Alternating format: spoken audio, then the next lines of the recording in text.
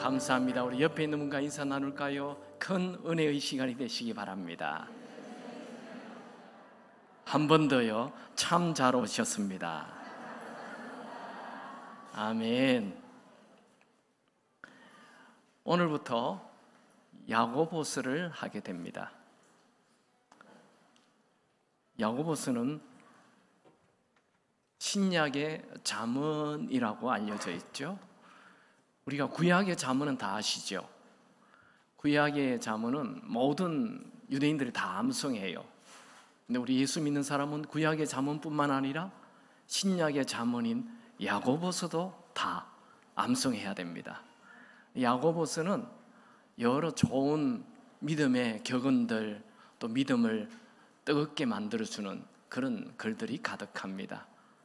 여러분들 그 주보에 이 야고보서 20도 카드가 들어있어요.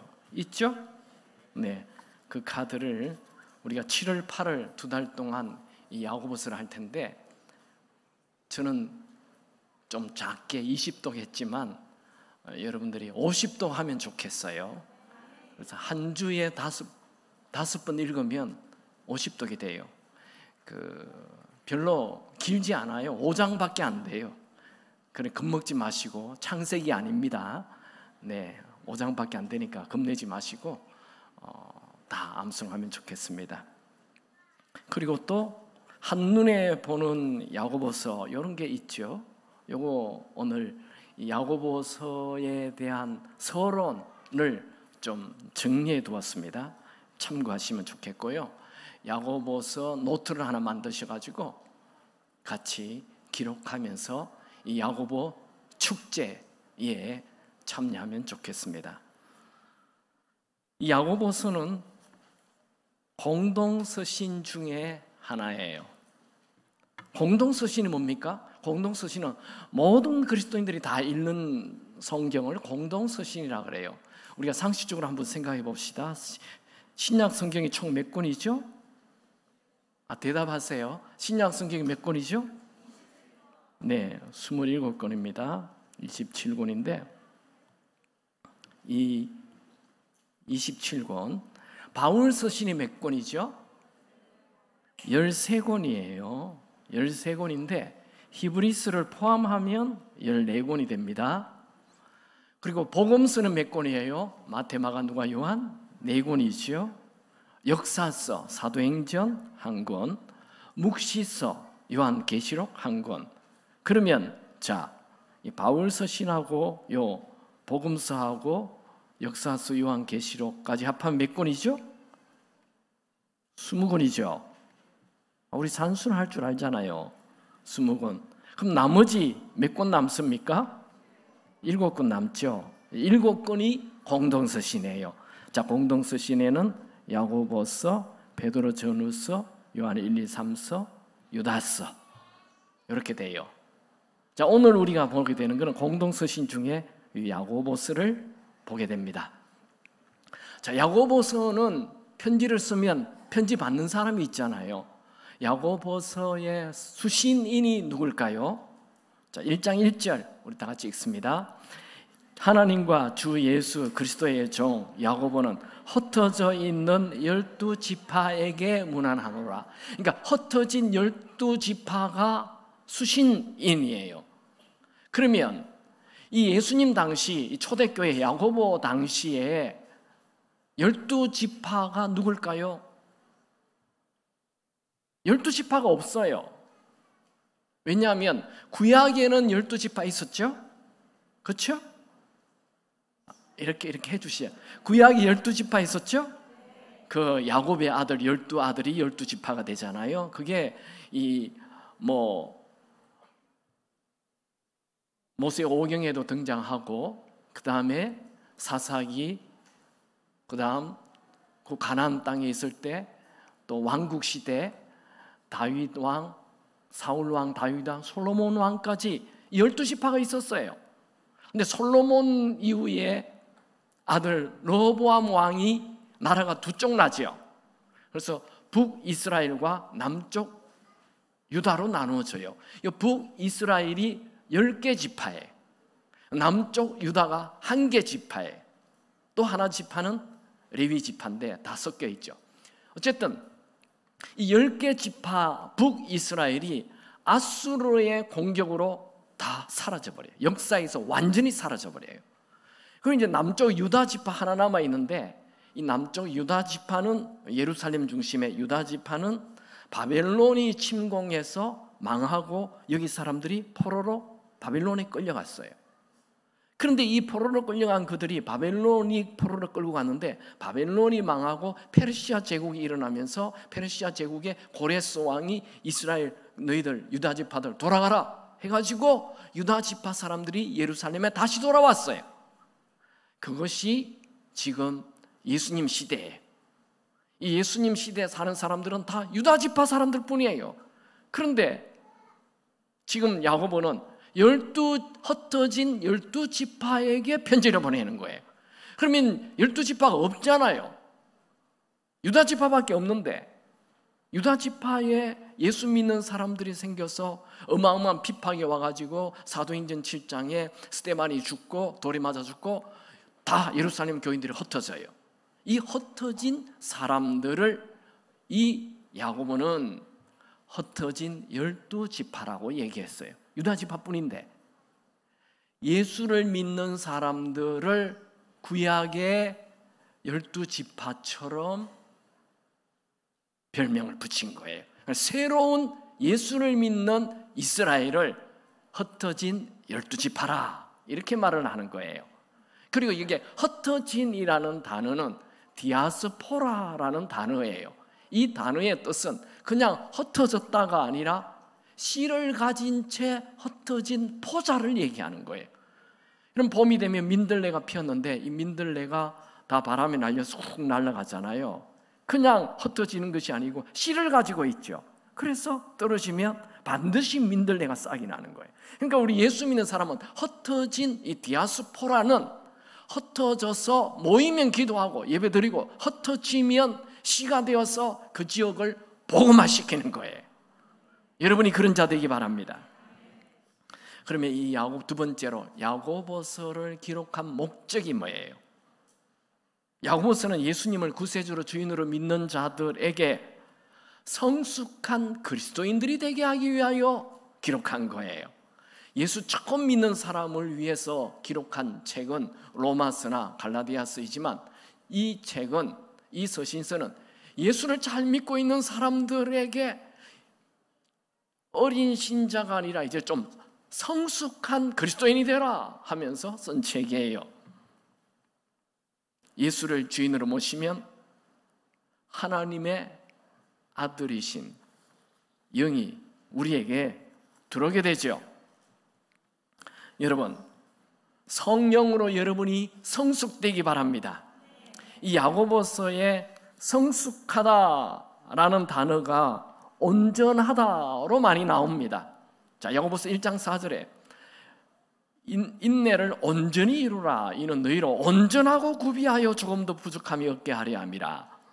야고보서 1장 17절 온갖 좋은 은사와 온전한 선물이, 야고보서 1장 25절에 자유롭게 하는 자는 온전한 율법을, 야고보서 2장 22절 네가 보거니와 믿음이 그의 행함과 함께 일하고 행함으로 믿음이 온전하게 되었느니라. 야고보서 3장 2절 우리가 다 실수가 많으니 만일 말에 실수가 없는 자라면 곧 온전한 사람이라.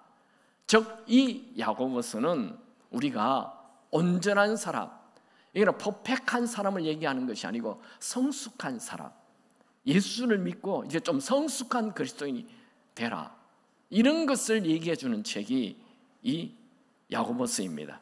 여러분, 교회만 왔다 갔다 하는 것이 아니고 여러분들은 이 야고보서를 통해 진짜 그리스도인이 되기 바랍니다.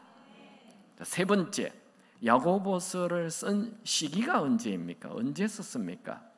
야고보서는 학자들마다 견해가 많아요. 유대 역사가인 요세푸스에 의하면 이 야고보는 AD 62년에 순교합니다. 그러므로 이 야고보서는 AD 62년 전에 쓴 것은 확실합니다. 야고보서를 쓴 시기에 대하여 논쟁은 두 가지입니다.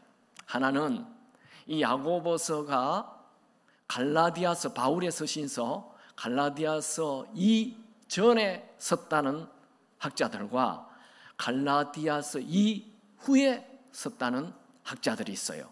여기 갈라디아서가 왜 이렇게 중요하냐면 갈라디아서에서는 믿음으로 구원 얻는다는 얘기를 해요. 그런데 이 야고보서는 믿음으로 구원 얻는 것이 아니고 행함으로 구원 얻는다고 말하고 있어요. 그래서 이 내용을 보니까 바울이 믿음으로 구원 얻는다 얘기한 것에 대하여 반론으로 행함으로 구원 얻는다라고 스스니 갈라디아서보다 후에 쓴 책이다.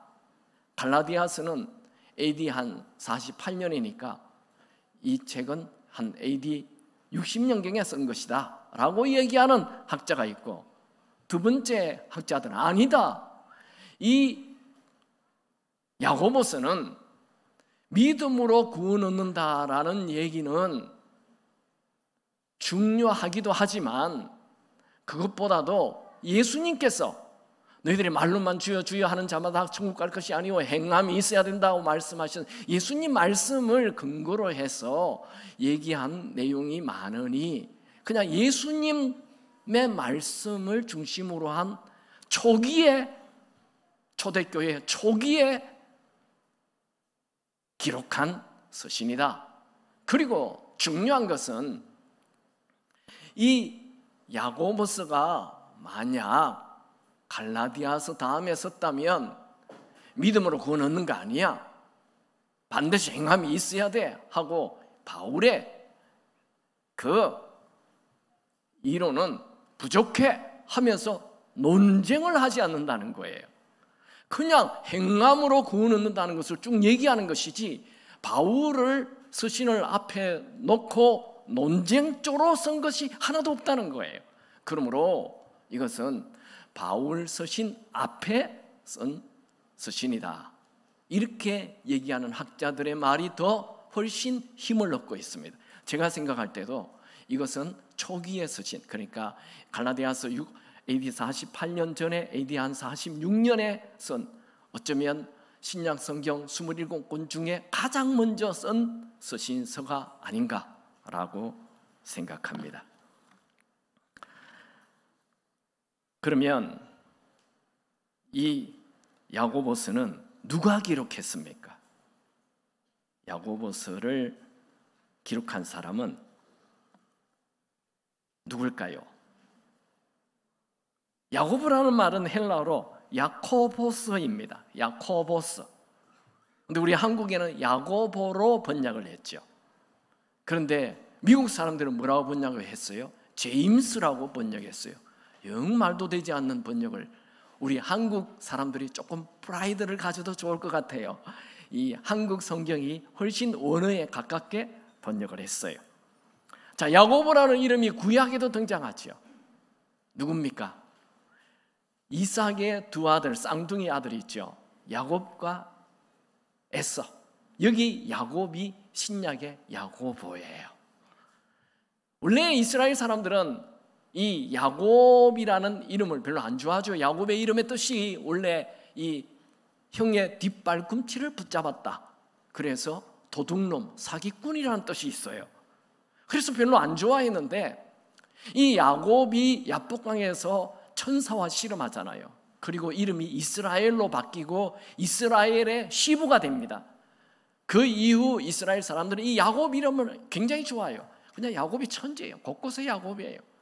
이 예수님의 신약의 12제자 중에도 야곱이 2명 나와요. 한번 볼까요?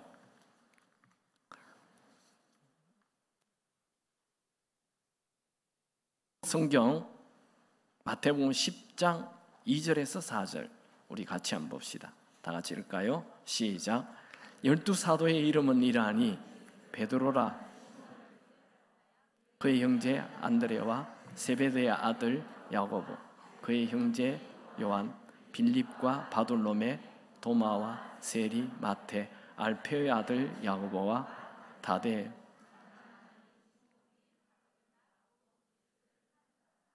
이게 예수님의 제자 세베대의 아들 야고보, 그 다음에 알페오의 아들 야고보, 두 야고보가 나오죠. 이름이 똑같으니까 이렇게 아버지의 이름을 붙여서 구별했어요. 또 다른 서신서에는 이 앞에 세베대의 아들 야고보만 그냥 야고보로 나오고, 알페오의 아들 야고보는 그냥 항상 알페오의 아들 야고보로 기록을 해요.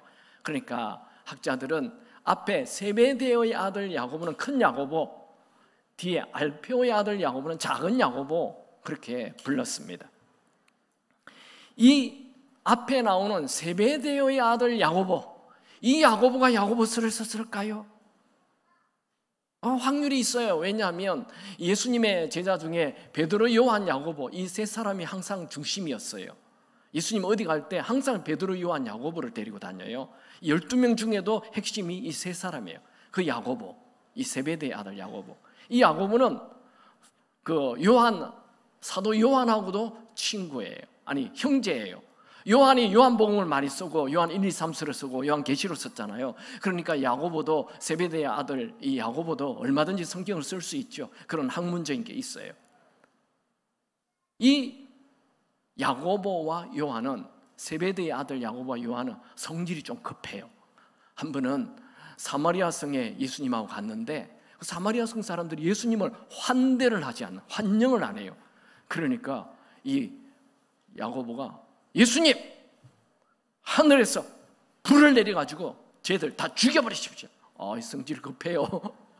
그래서 이 야고보와 요한의 별명이 붙었어요. 우레의 아들이라, 즉 천둥 번개의 아들이라, 이런 별명을 가졌어요. 그러면 이 야고보가 야고보서를 썼을까요? 네, 사도행전 12장에 보면 이 야고보는 헤롯에게 순교해요. 12제자 중에 첫 번째 순교사가 순교한 사람이 이 세베대의 아들 야고보예요. 그때 연도가 AD 44년이에요. 그러니까 AD 44년에 죽었기 때문에 야고보서를 쓸 확률이 거의 없습니다. 시기적으로 맞지 않아요. 그러면 두 번째 작은 야고보일까요? 예수님의 제자 중에 작은 야고보. 이 작은 야고보는 이 복음서에 예수님의 제자 이름 나열할 때만 등장해요. 한 번도 등장하지 않아요. 이름에만 있어요. 그러니까 특별히 뛰어난 그런 사람은 아니었어요. 또 이 두 야고보가 다 이 야고보서를 썼다라고 생각하지 않는 이유 중에 하나는, 베드로는 베드로전후서를 쓸 때 사도 베드로라고 소개를 해요. 근데 여기 야고보서 1장 1절에는 사도 야고보라고 소개하지 않아요. 예수의 종 야고보라고 소개해요. 그래서 예수님의 두 제자는 아닌가 보다, 우리가 그렇게 생각해요. 또 예수님의 12제자 중에 유다라는 사람이 있어요. 유다의 아버지가 또 야고보예요. 근데 이 사람도 그 야고보서를 썼을 확률은 없어요. 그럼 이제 마지막 남아있는 확률 하나가 있는데, 그것은 뭐냐면 예수님의 친동생, 젖동생이라 그러죠. 친동생 야고보가 예수님의 이 동생으로서 야고보서를 썼지 않을까 생각합니다. 자, 예수님에게 동생이 있다고요? 네, 있죠. 같이 봅시다. 마가복음 6장 3절 다 같이 읽습니다. 이 사람이 마리아의 아들 목수가 아니냐? 야고보와 요셉과 유다와 시몬의 형제가 아니냐? 그 누이들이 우리와 함께 여기에 있지 아니하냐 하고 예수를 배척한지라. 여러분, 우리가 다 아는 대로 요셉과 마리아 사이에 예수님이 태어나죠. 그런데 그 예수님은 성령으로 잉태한 거예요. 요셉과 마리아는 아무 상관이 없어요. 그리고 이제 요셉과 마리아 사이에 진짜 이제 아들들이 태어나는 거예요. 그 아들들의 이름이 방금 읽은 말씀에 야고보, 요셉, 유다, 시몬, 그리고 또 누이들. 누이는 몇 명인지 몰라요. 누이들이기 때문에 최소한 2명을 쳐서 예수님의 형제 자매들은 6명 정도다, 그렇게 말을 하죠. 천주교에서는 이 마리아, 성모 마리아라 그래가지고 예수님 외에는 아무도 아이를 낳지 않았다, 그렇게 얘기하는데 그건 전혀 성경의 말이 맞지 않습니다. 성경에는 그렇게 나와 있지 않아요. 자, 예수님의 친동생 중에 제일 첫 번째 맏형제가 야고보입니다. 야고보는 모태신앙으로 태어났어요. 그는 예수님과 어린 시절을 믿음 좋은 요셉과 마리아 밑에서 신앙 교육을 받았어요. 야고보의 친형 예수님은 나이가 30세가 되던 해에 가족들과 작별 인사를 하고 집을 떠나 공생의 사역을 시작합니다. 예수님은 세례 요한에게 세례를 받고 12제자를 모았죠. 그리고 얼마 후 가나라는 동네에 결혼 잔치가 있는데 여기에 신랑 신부 중에 누군지는 모르지만 예수님의 어머니 마리아의 친척이에요. 그래서 예수님의 제자들과 함께 예수님을 초대해요. 이 잔치에 오라고. 그래서 그 잔치에 예수님도 가고 예수님의 제자들도 가고 예수님의 형제들도 있었어요. 또 예수님의 형제들이 가나 혼인잔치 첫 번째 기적을 보고 깜짝 놀래요. 우와, 우리 친형 예수가 그 형이 기적을 행했어요. 그 가나 혼인잔치에 예수님의 동생들이 있었다는 거, 야고보가 있었다는 거 성경에 나와 있죠. 같이 볼까요? 2장 11절이죠. 다 같이 읽습니다. 예수께서 이 첫 표적을 갈릴리 가나에서 행하여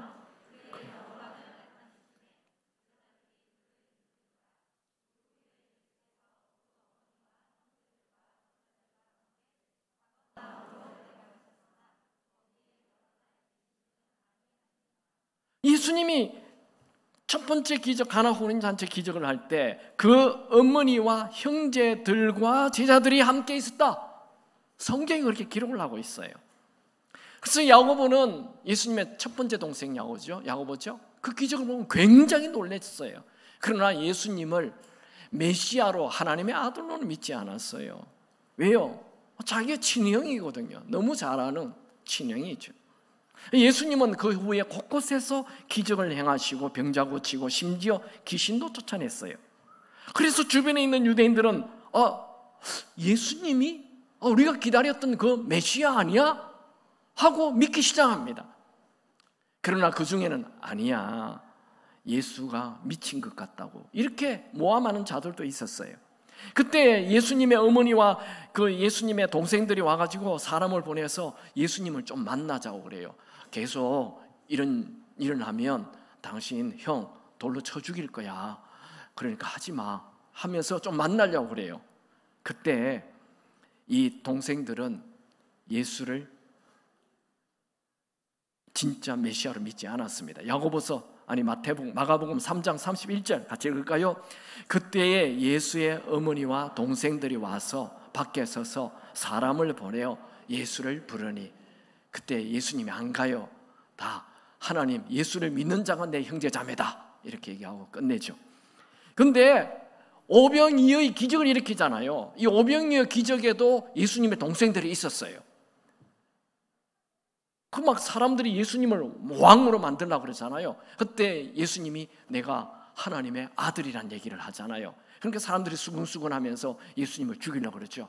그때 또 이 형제들도 예수를 안 믿는다는 것을 성경에는 아주 정확하게 기록하고 있어요. 요한복음 7장 35절 33절에서 5절 같이 읽습니다. 그 형제들이 예수께 이르되 당신이 행하는 일을 제자들도 보게 여기를 떠나 유대로 가소서 스스로 나타나기를 구하면서 묻혀서 일하는 사람이 없나니 이 일을 행하려 하거든 자신을 세상에 나타내소서 하니 이는 그 형제들까지도 예수를 믿지 아니함이라. 이게 요한복음 7장인데 요한복음 6장에 오병이어로 5,000명을 먹인 사건이 나오고 사람들이 막 예수님에게 웅성웅성하는 것들이 나오고 그 다음에 이 예수님의 친동생들이 이제 형에게 형 정말 자꾸 이런 일을 하려면 여기서 하지 말고 아예 유대 땅에 예루살렘이 있죠. 그곳에 가서 이런 기적을 행해서 아예 그냥 인정을 받으라고 얘기를 합니다. 이들의 말투 안에는 예수가 이 갈릴리 이곳에서만 기적 행하지 말고 유대 땅 예루살렘에 가서 기적을 행하라는 이 말 안에는 자기들도 한 자리 하고 싶은 마음이 있어요. 자기도 유명해지고 싶은 마음이 있어요. 이거 예수가 유명해져서 돈도 벌고 싶은 마음이 있는 거예요. 그러나 성경은 꼬집어서 얘기합니다. 그 형제들까지도 예수를 믿지 아니함이로라. 그들은 예수를 이용하고 싶기는 했지만 예수를 하나님의 아들로, 예수를 메시아로 믿지 않았어요. 그들이 예수님의 유대 땅으로 가라, 이것은 예수님을 향한 약간 빈정거림이 들어있는 것입니다. 많은 사람들은 예수님을 메시아로 믿었습니다. 그런데 그들은 왜 이런 기적을 보고도 예수님을 믿지 않았을까요? 이 야고보나 예수님의 동생들이 예수님의 친동생이라는 것이 답입니다. 여러분도 한번 생각해 보세요. 어느 날 여러분의 형님이 내가 하나님의 아들이다 이렇게 얘기하면 오 주님 이렇게 하겠습니까? 여러분들이 형 왜 그래? 여름에 더위 먹었어? 그렇게 하겠죠. 우리가 예수님의 동생의 입장에 대해 보면 그들이 예수님을 하나님의 아들로 메시아로 믿지 않는 거 너무 이해가 돼요. 그러면 어떻게, 무슨 일로 예수님의 친동생 야고보가 초대교회를 이끄는 위대한 사도가 되었고 또 야고보서를 기록하는 자가 되었는지 우리는 궁금해지는 것입니다. 어떻게 그가 큰 사도가 되었을까요? 첫 번째로 야고보는 부활하신 예수님을 만났습니다. 야고보는 모태신앙으로 자랐지만 늘 뜨뜻미거지근한 신앙생활을 하였어요. 그는 구약 성경을 잘 알고 있었지만 예수님을 메시아로 믿지는 않았습니다. 그는 예수님이 행하는 수많은 기적을 보았지만 예수님을 구세주로, 주인으로 믿지 않았습니다. 그는 늘 예수님 주변을 맴돌기만 했습니다. 그는 예수님께서 산상수훈 말씀하실 때도 함께 있었던 것이 분명합니다. 왜냐하면 야고보서에 나오는 구절 중에 16구절, 17구절이 거의 산상수훈하고 비슷하기 때문에 그렇습니다. 예수님이 십자가에 죽으신 것도 너무 잘 알고 있습니다. 그의 모친 마리아가 예수님 십자가에 죽으심을 보고 오열을 하고 몸이 아파 누운 것도 잘 알고 있습니다. 여러분, 어쩌면 이 야고보가 예수를 믿지 않는 거 너무 당연하고 또 이 야고보가 예수님이 미워졌을 것 같습니다. 이 예수 형이 집안을 엉망으로 만들어버렸잖아요. 우리 성경에 자세히는 기록되어 있지 않지만 이 예수님의 어머니 마리아가 아마 몸져 누웠을 거예요. 자기 아들이 그냥 교통사고로 죽는 것을 직접 눈으로 봤다 해도 그 트라우마 때문에 그 엄마는 살 수 없게 되는 것이죠. 근데 그냥 교통사고 정도가 아니고 아예 십자가에 못이 박혀서 비참하게 죽은 것을 마리아가 직접 봤으니 어떻게 살겠습니까? 밤마다 꿈마다 나타나지 않을까요? 트라우마예요. 살 수 없어요. 자기 어머니가 그 폐인이 되어버렸어요. 누구 때문에? 예수 형 때문에. 착한 형 예수, 놀라운 기적을 일으키는 예수, 정말 놀라운 메시지를 전했던 예수, 종교 지도자들의 위선을 강직하게 책망하는 예수, 십자가에 죽은 예수. 야고보는 예수 형을 생각하니 머리가 찌끈찌끈하고 아주 혼란스러웠습니다. 야고보는 예수 형의 십자가 죽음으로 예수에 대해서는 아예 다 그냥 깡그리 잊어버리고 싶었습니다. 그는 예수 형이 십자가에 죽은 이후 3일이 지난 이후 이상한 소문을 듣게 됩니다. 그것은 십자가에 죽은 예수 형이 살아났다는 말입니다. 야고보는 병든 자를 치유하고 귀신 쫓아내고 놀라운 메시지 전하는 것은 조금 특별한 사람이라면 누구든지 할 수 있는 일이라고 생각했지만 죽은 자가, 그것도 십자가에 못 박혀 죽은 자가 살아난다는 것은 도무지 상식적으로 받아들일 수가 없었습니다. 그는 예수님이 부활했다는 말을 듣고 말도 안 돼, 이제 그만해, 난 그 예수 형 얘기는 듣고 싶지 않아. 그런데 부활하신 예수님이 야고보에게 나타났습니다. 같이 말씀 읽어볼까요? 고린도전서 15장 6절에서 8절입니다. 같이 읽습니다. 야고보는 그 후에 500여 형제에게 일시에 보이셨나니 그 중에 지금까지 대다수는 살아있고 어떤 사람은 잠들었으며 그 후에 야고보에게 보이셨으며 그 후에 모든 사도에게 와 됐어요. 부활하신 예수님이 예수님의 친동생 야고보에게 나타났어요. 야고보는 부활하신 예수님이 그의 눈앞에 나타나자 자기의 친형 예수로만 알았는데 진짜 살아나서 부활해서 나타나니 그 앞에 무릎을 꿇습니다. 주님, 정말 하나님의 아들이시군요. 나는 당신을 단지 나의 친형으로만 생각했는데 진짜 하나님의 아들이시군요. 나의 주, 나의 하나님이시여 하며 무릎을 꿇게 됩니다. 여러분, 우리 중에 모태신앙들 많죠. 교회 오래 다녔어요. 성경 지식도 많아요. 여기저기 주변 사람들이 간증하는 것도 들어요. 뭐 주님을 만났다나 뭐 병이 나았다나 뭐 그런 얘기도 많이 들어요. 또 나에게도 좀 기적이 일어나도록 기도도 해봤어요. 그런데 지금 신앙생활이 냉담해요. 그러다가 부활하신 예수님을, 지금 살아계신 예수님을 직접 만나면 그 모태신앙의 뜨뜻미지근한 신앙이 확 달라집니다. 여러분, 구약 성경에 갇힌 하나님, 신약 성경에 갇힌 예수님 힘 없습니다. 지금 부활하여 살아계신 예수님을 만나야 합니다. 지금 나에게 말씀하시는 예수님의 음성을 들어야 합니다. 여러분, 예수님은 2000년 전에 계셨던 분이 아니라 부활하셔서 지금 살아계신 분이십니다. 만약에 여러분이 아무리 교회를 오래 다녀도 성경을 아무리 많이 알고 있다 해도 지금 살아계신 예수님을 믿지 않는다면 그 신앙은 가짜예요. 그분은 천국 갈 수 없어요. 고린도전서 15장 14절, 그리스도께서 만일 다시 살아나지 못하셨으면 우리가 전파하는 것도 헛것이요 또 너희 믿음도 헛것이며, 바울은 강력하게 말합니다. 부활하여 지금 살아계신 예수님을 믿지 않는다면 그 믿음은 헛것이다, 즉 천국 못 간다 말하는 것입니다.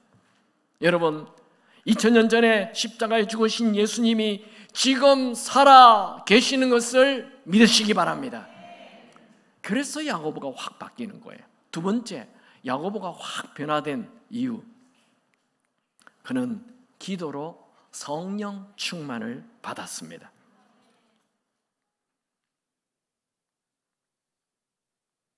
부활하신 예수님을 만난 야고보는 자기의 어머니 마리아와 또 자기 동생들 다 데리고 마가의 다락방에 가서 성령 받기 위하여 간절히 기도합니다. 왜요? 예수님이 성천하시면서 너희들이 성령으로 세례받기 위하여 예루살렘 떠나지 말고 간절히 기도하라 그렇게 말했기 때문에 야고보는 이제 예수님 말씀을 믿고 성령 받기 위하여 간절히 이제 기도합니다. 그 기도하는 무리 120명 초대교회 성도들 안에 예수님의 동생들이 있었어요. 성경에 나와 있죠. 사도행전 1장 13절 14절, 들어가 그들이 유하는 다락방으로 올라가니 베드로, 요한, 야고보, 안드레와 빌립, 도마, 바돌로메, 마테와 알페의 아들 야고보, 헤노세, 시몬, 야고보의 아들 유다가 다 거기에 있어 여자들과 예수의 어머니 마리아와 예수의 아우들과 더불어 마음을 같이하여 오로지 기도에 힘쓰더라. 야고보는 부활하신 예수님을 만난 이후 기도하는 자리에 가 있어요. 여러분, 예수님이 정말 지금 살아계신다는 것을 믿게 되면 기도하게 됩니다. 기도하지 않는 사람은 예수님이 지금 살아계심을 믿지 않기 때문에 기도하지 않는 것입니다. 야고보는 이제 성령 받기 위하여 오로지 기도하기 시작했습니다. 야고보가 이 마가의 다락방에서 11일 정도 기도하다가 성령을 받죠. 야고보뿐만 아니라 예수님의 동생 중에 다른 동생들도 다 성령 받고 또 120명 성도들도 전부가 다 성령을 받는데 그 중에 유다도 같이 성령을 받아요. 그래서 신약 성경을 쓴 사람 중에 야고보와 유다가 있는 거예요. 야고보는 성령을 받게 되자 이 모태신앙의 지식적인 신앙에 확 변화가 옵니다. 그가 어릴 적부터 알았던 이 말씀이 정말 이해가 되고 이제는 들었던 말씀대로 살게 되었습니다. 그가 성령 충만하게 되자 그에게 놀라운 또 지혜가 부어집니다. 그는 초대교회를 이끄는 영적 거장이 되었습니다. 우리는 흔히들 이 예루살렘 초대교회를 이끈 사람이 예수님의 12제자 중에 수제자인 베드로가 이끌었을 거라고 생각하고 있지만 성경에는 예수님의 친동생 야고보가 초대교회 예루살렘 교회를 이끌었다라고 성경은 기록합니다. 사도행전 12장에 보면 베드로가 헤롯에게 체포되어서 감옥에 있다가 천사가 나타나서 감옥 문이 열리고 베드로가 감옥에서 나오죠. 감옥 문에서 나와가지고 이제 그 마가의 다락방을 찾아가서 문을 막 두드리니까 이제 사람이 나왔죠. 그때 베드로는 자기가 풀려난 것을 야고보에게 전해달라 이렇게 말해요. 사도행전 12장 16절 17절 베드로가 문 두드리기를 그치지 아니하니 그들이 문을 열어 베드로를 보고 놀라는지라 베드로가 그들에게 손짓하여 조용히 하게 하고 주께서 자기를 이끌어 옥에서 나오게 하던 일을 말하고 또 야고보와 형제들에게 이 말을 전하라 하고 피했다. 다른 곳에 갔다. 여기에 야고보가 바로 예수님의 친동생, 이 초대교회를 이끌어가는 예루살렘 초대교회를 이끌어가는 예수님의 친동생 야고보를 말합니다. 사도행전 15장에 보면 예루살렘 초대교회에서 이제 유대인이 아닌 이방인들이 할례를 받아야 천국 가느냐 안 가느냐 이런 문제로 옥신각신 다투어요. 유대인들은 다 태어나자마자 할례를 받잖아요. 근데 이방인들, 헬라인들, 로마 사람들 이런 사람들이 예수를 믿었단 말이에요. 그러면 이들이 할례를 받아야 천국 가느냐 마느냐 이 문제를 가지고 이 사도들과 베드로와 또 12제자들과 또 다른 종교 지도자들하고 옥신각신 다투어요. 그게 사도행전 15장 예루살렘 종교회의예요. 근데 여기에 대한 얘기를 다 야고보가 듣고 결론을 탁 내립니다. 그 내용은 여러분이 전체는 집에서 한번 읽어보세요. 15장 13절 말을 마침에 야고보가 대답하여 이르되 형제들아 내 말을 들으라. 19절 그러므로 내 의견에는 이방인 중에서 하나님께로 돌아오는 자들을 괴롭게 하지 말라. 할례 받으라 말하지 말라. 이렇게 탁 결론 내려가지고 베드로와 다른 12제자들도 다 말을 다물고 야고보의 말을 따라요. 이 사도행전 15장 사건은 야고보가 가장 중요한 이 예루살렘 교회의 리더, 지도자라는 것을 보여주는 것입니다. 이 야고보가 예수님의 친동생 야고보라는 것은 바울이 그의 서신 갈라디아서에서 말해줍니다. 갈라디아서 1장 18절 19절을 보면 그 후 3년 만에 내가 게바를 방문하려고, 이 게바는 베드로죠, 예루살렘에 올라가서 그와 함께 15일을 머무는 동안 주의 형제 예수님의 친형제 야고보 외에 다른 사도들을 보지 못하였노라 하며 그 야고보가 바로 예수님의 동생 주의 형제 야고보라고 말을 하고 있고, 또 2장 9절에는 그 야고보는 교회의 기둥이다 라고 말합니다. 또 기둥같이 여기는 야고보와 게바와 요한도 내게 주신 은혜를 알므로, 사도 바울은 자기가 예루살렘에 갔는데 그 예수님의 친동생 야고보를 봤고, 그 야고보는 기둥 같은 야고보, 그 예루살렘 교회의 기둥이다 이렇게 말하고, 그 야고보 다음에 베드로를 얘기합니다. 그 야고보와 게바, 요한 이렇게 얘기하죠. 자, 여기에서 우리는 의문이 생깁니다. 어떻게 야고보가 수제자인 베드로를 제끼고 그 예루살렘 초대교회의 가장 중요한 지도자가 되었을까? 여러분, 베드로는 예수님과 함께 몇 년 있었죠? 몰라요? 3년 반 함께 지냈잖아요. 그런데 야고보는 예수님과 함께 거의 30년을 같이 지냈습니다. 그래서 모든 사람들이 야고보를 예루살렘 초대교회 지도자로 세웠던 것입니다.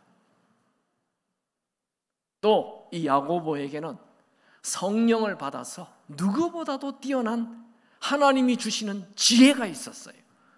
그래서 그가 이 사도행전 7장에 스데반이 돌에 맞아 죽고 핍박이 왔을 때 뿔뿔이 흩어져 있는 그들을 향하여 이 야고보서를 써서 위로하고 진짜 그리스도인이 되라 말을 하게 되었던 것입니다. 그는 어떻게 해서 그는 성령을 받았는지 지혜가 생겼는지도 그의 서신서 1장 5절에서 기록하고 있습니다. 같이 읽을까요? 너희 중에 누구든지 지혜가 부족하거든 모든 사람들에게 구해 주시고 꾸짖지 아니하시는 하나님께 구하라. 그리하면 주시리라. 이 야고보 공부를 많이 했기 때문에 그가 이 야고보서를 쓰는 게 아니에요. 성령 받았기 때문에 성령께서 지혜를 주셔서 이 야고보서를 쓰고 있는 것입니다. 어떻게 하면 지혜를 만든다고요? 기도하면, 성령 받으면 지혜를 주시는 것입니다. 여러분, 야고보서 곳곳에서 행함이 없는 믿음은 죽은 믿음이라고 말합니다. 여러분, 성경 말씀을 많이 아는 것도 좋은 일이지만 더 중요한 것은 이 말씀대로 사는 것입니다. 아무리 말씀을 알아도 행하지 않는다면 나와 아무 상관이 없는 거죠. 아무리 예수님께서 근심하지 말라 말해도 늘 근심이 되는 걸 어떡합니까? 아무리 두려워하지 말라 해도 늘 두려움이 생기는 걸 어떡합니까? 아무리 예수님이 함께 하신다 말해도 예수님이 함께 하시는 것이 느껴지지 아니하니 어떡합니까? 여러분, 이 성경에 있는 모든 말씀이 작동이 되려면 성령 충만해야만 말씀이 작동되는 것입니다. 야고보는 성령 받은 이후 말씀대로 살게 되었습니다. 야고보는 성령 받은 이후 예수님이 진짜 자기의 형에서 진짜 자기의 주인으로 바뀌게 되었습니다. 다시 한 번 더 야고보서 1장 1절을 읽습니다. 하나님과 주 예수 그리스도의 종 야고보는 흩어져 있는 12지파에게 문안하노라. 야고보는 자기를 소개할 때 내가 예수님의 친동생이야 이렇게 우쭐거리거나 교만하지 않습니다. 그는 예수님은 나의 주인이고 나는 그분의 종이라고 소개합니다. 방금 읽은 야고보서 1장 1절 이 짧은 구절이 아주 정확한 복음을 담고 있습니다. 하나님과 주 예수 그리스도의 종, 예수님은 그리스도다라는 말, 그리스도는 구세주죠. 제 문제를 해결해 주시는 분이 예수님이시다라는 걸 담고 있고, 또 그 예수님은 주인이시고 나는 그분의 종이다. 이것도 예수님의 주인 되심을 담고 있는 이 복음의 중요한 한 부분이죠. 복음은 두 가지가 있어야 돼요. 예수님을 구세주로, 또 예수님을 주인으로. 이 한 구절 안에 두 가지를 다 담고 있는 것입니다. 여러분들도 예수님이 여러분의 주인이 되기 바랍니다. 여러분은 무엇을 주인으로 모시고 삽니까? 이 세상의 성공이 주인입니까? 돈이 주인입니까? 그 여자가 주인입니까? 쾌락이 주인입니까? 예수가 여러분의 주인 되시기 바랍니다. 그리고 그 예수의 종이 되기 바랍니다. 예수님을 주인으로 모시면 하나님의 아들 예수의 영이 우리 안에 성령이 들어오게 됩니다. 갈라디아서 4장 6절 하나님이 그 아들의 영을 우리 마음 가운데 보내서 아빠 아버지라 부르게 하셨느니라. 그러니까 예수를 주인으로 모시는 순간 성령의 역사로 예수님의 아들과 딸이, 하나님의 아들과 딸이 우리가 되는 것입니다. 여러분의 신앙이 미지근합니까? 말씀을 들어도 늘 말씀과 상관없이 그냥 따로따로 삽니까? 늘 염려, 근심, 걱정 속에 살아갑니까? 그것은 내 충만을 버리고 성령 하나님 충만할 때 다 달라집니다. 성령 충만하면 염려, 근심, 걱정이 아니라 기쁨이 이 배에서부터 샘솟게 될 것입니다. 성령 하나님 충만하면 아무리 어려운 일을 만나도 낙심하거나 절망이 아니라 희망과 기대가 넘치게 됩니다. 여러분이 성령 충만하게 되면 여러분의 인생의 위대함이 열리기 시작할 것입니다. 야고보는 예수님의 친동생으로 예수님하고 오랫동안 30년 같이 살았지만 아무런 위대함이 없었습니다. 그런데 그가 부활하신 예수님을 만나고 성령 충만하자 위대함이 시작되었던 것입니다. 여러분들도 나 교회 오래 다녔다, 뭐 말씀 다 안다, 뭐 나 목사님의 아들이다, 딸이다, 뭐 나 장모님의 아들, 딸이다, 나 장로다, 뭐 선교사다, 이게 하나도 중요하지 않아요. 여러분 안에 예수가 주인이 되고 성령이 임하면 인생이 달라지는 것입니다. 이 성령 충만 어려운 게 아니에요. 기도하면 성령 충만하게 됩니다. 누가복음 11장 13절 너희가 악할지라도 좋은 것을 자식에게 줄 줄 알거든 하물며 너희 하늘아버지께서 구하는 자에게 성령을 주시지 않겠느냐. 여러분 오늘 마음문을 여시고 성령 하나님으로 충만하시기 바랍니다. 저는 성령 충만이 처음에는 조금 어려웠어요. 그런데 한번 성령 충만하게 된 이후로는 그냥 순간 하나님 이 시간 성령으로 충만하게 하옵소서 하면 순간 그냥 성령으로 충만하게 됩니다. 여러분들도 성령 충만을 구하여 여러분 마음 안에 이 세상 충만이, 내 충만이 사라지고 성령으로 충만하게 되기 바랍니다. 야고보는 누구보다도 기도의 사람이었습니다. 그가 얼마나 기도를 많이 했는지, 그가 순교하였을 때 그의 시신을 옮기던 그리스도인들이 그의 무릎을 보고 깜짝 놀랐어요. 그의 무릎이 낙타 무릎처럼 되어 있는 거예요. 그 후 야고보는 낙타 무릎이라는 별명을 가지게 되었습니다. 여러분 말씀을 정리하겠습니다. 여러분 교회만 다니지 마십시오. 성경 지식만 쌓지 마십시오. 하나님에 대하여, 예수님에 대하여 듣기만 하지 마세요. 여러분 우리 그리스도인은 종교 생활하는 게 아니에요. 첫 번째로 오늘 살아 계신 예수님을 믿으시기 바랍니다. 두 번째로 지금 우리를 도우시는 성령으로 충만하시기 바랍니다. 여러분 우리는 매일 살아계신 예수님과 교제하고 매일 성령님과 동행해야 합니다. 여러분 주님은 지금 살아계십니다. 성령님은 지금 나와 함께 하셔서 나의 연약함을 도와주십니다. 여러분 유대 역사가 요세푸스의 기록을 보면 AD 62년에 야고보는 예루살렘 초대교회를 이끌다가 예수가 하나님의 아들이다 이런 얘기를 하다가 체포됩니다. 누구에게? 예루살렘의 그 유대 종교 대제사장에게 체포되어서 돌에 맞아 죽습니다. 그 예수 얘기하지 마라, 그러면 살려주겠다. 예수가 메시아다 그런 얘기하지 마라, 하나님의 아들이라 그런 얘기하지 마라, 그러면 살려준다 했을 때 그는 돌에 맞아 죽으면서 한 말, 그래도 예수님은 하나님의 아들이다. 내가 돌에 맞아 죽어도 예수님은 하나님의 아들이다. 그리고 순교했습니다. 예수가 하나님의 아들, 하나님의 아들의 뜻이 뭐라 했죠? 내 주인이라는 거죠. 그는 주인 대신 예수를 위해 죽는 것을 마다하지 않았습니다. 여러분 겨우 교회에 억지로 와서 말씀 듣는 둥 마는 둥 하는 이 미지근한 신앙생활 하지 마시고 예수를 위해 죽을 수 있는 진짜 그리스도인이 되시기 바랍니다. 진짜 그리스도인은 내가 죽고 내 안에 예수가 주인으로 사는 것입니다. 성경에 보면 에스더, 다니엘, 스데반, 12제자, 사도 바울 다 내가 죽고 예수가 주인 되어 산 자들입니다. 한번 복창합시다. 예수를 위해 죽읍시다. 한 번 더 복창합시다.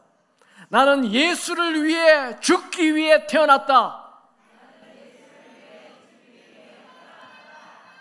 아멘. 할렐루야. 누구 딸인지 하나님이 크게 쓸 것입니다. 빅토르 위고는 이런 말을 했습니다. 죽는 것은 아무것도 아니다. 한 번도 진정으로 산 적이 없었다는 것이 가장 두려운 말이다. 저는 여러분들에게 질문을 하나 드리고 싶습니다. 여러분은 진짜 그리스도인이십니까? 여러분이 천국 문 앞에 예수님 앞에 섰을 때 예수님께서 혹시 나는 너를 알지 못한다, 너 교회 다니는 걸 내가 안다, 그러나 나는 너를 알지 못한다, 네 안에 내가 주인이 된 적이 없다, 이런 말 듣지 않으시기 바랍니다. 저는 앞으로 여러분들을 야고보서를 통해 진짜 그리스도인의 길로 초대합니다.